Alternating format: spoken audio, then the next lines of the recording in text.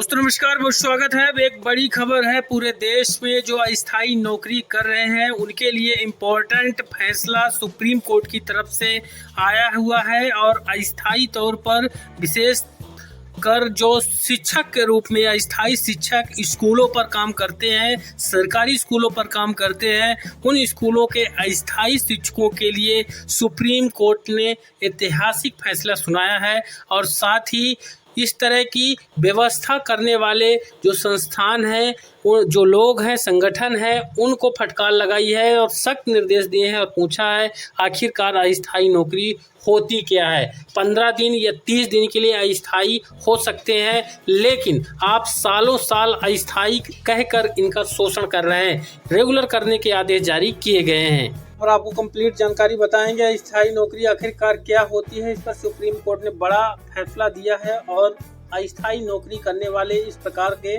शिक्षकों को स्थायी करने का आदेश पारित किया है।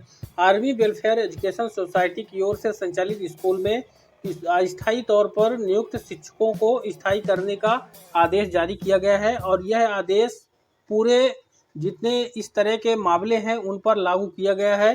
पूरा अपडेट आपको यहाँ पर दिखाएंगे। अगर आप भी इस तरह की नौकरी कर रहे हैं या कर रहे थे तो वीडियो आपको देख लेना चाहिए। नई दिल्ली से अपडेट है, सुप्रीम कोर्ट ने पूछा है कि अस्थायी नौकरी क्या होती है। एक बड़ा सवाल है जो सभी के मन में होता है। तो यहाँ पर आगे कहा गया है कि 15 या 30 दिनों के लिए तो अस्थायी नियुक्ति है, लेकिन 1 या 2 वर्ष के लिए यह कैसे संभव है। अगर 1 या 2 वर्ष वह नौकरी करता है तो उसको अस्थायी कहना यह कैसे संभव है। शीर्ष अदालत ने आर्मी वेलफेयर एजुकेशन सोसाइटी के द्वारा संचालित स्कूल में सालों तक अस्थायी तौर पर नियुक्त शिक्षकों को स्थायी करने का आदेश देते हुए यह टिप्पणी किया है। अदालत ने बेहद कड़े अंदाज में कहा है कि अगर आप ऐसा नहीं कर सकते हैं, यानी स्थायी नहीं कर सकते हैं, तो स्कूल को बंद कर दीजिए। वहीं न्यायमूर्ति MIA कल्लीफुल्लह और न्यायमूर्ति SA बोबड़े की पीठ ने यह फैसला दिया है। इन्होंने आर्मी वेलफेयर एजुकेशन सोसाइटी से कहा है कि इन स्कूलों में जवानों के बच्चे पढ़ते हैं और आप उन बच्चों को पढ़ाने वाले शिक्षकों के साथ ऐसा बर्ताव कर रहे हैं, यानी अस्थायी तौर पर आप अस्थायी कह करके इनका सालों से उसी तरह उसी नियम अस्थायी नियम डेली वेजेस नियम पर आप काम ले रहे हैं। इन शिक्षकों को भी शांति से जीने का हक है। पीठ ने सोसाइटी के रवैये पर कड़ा एतराज जताते हुए कहा है कि आपका आर्मी माइंड शिक्षकों के लिए नहीं है, यानी आप जो सोच रहे हैं, दिमाग लगा रहे हैं कि हम अस्थायी करके इन शिक्षकों से काम लेंगे, तो ऐसा सही नहीं है। कुछ महत्वपूर्ण बातें कही गई हैं। शीर्ष अदालत ने सख्त टिप्पणियां की है। पहला टिप्पणी किया है कि अस्थायी नौकरी क्या होती है। आपका आर्मी माइंड शिक्षकों के लिए नहीं बना हुआ है। एक बड़ा सवाल पूछा है। साथ ही अस्थायी नियुक्ति 15 या 30 दिनों के लिए हो सकती है, वहीं 1 या 2 साल के लिए नहीं, उसको अस्थायी नौकरी हम नहीं कहेंगे।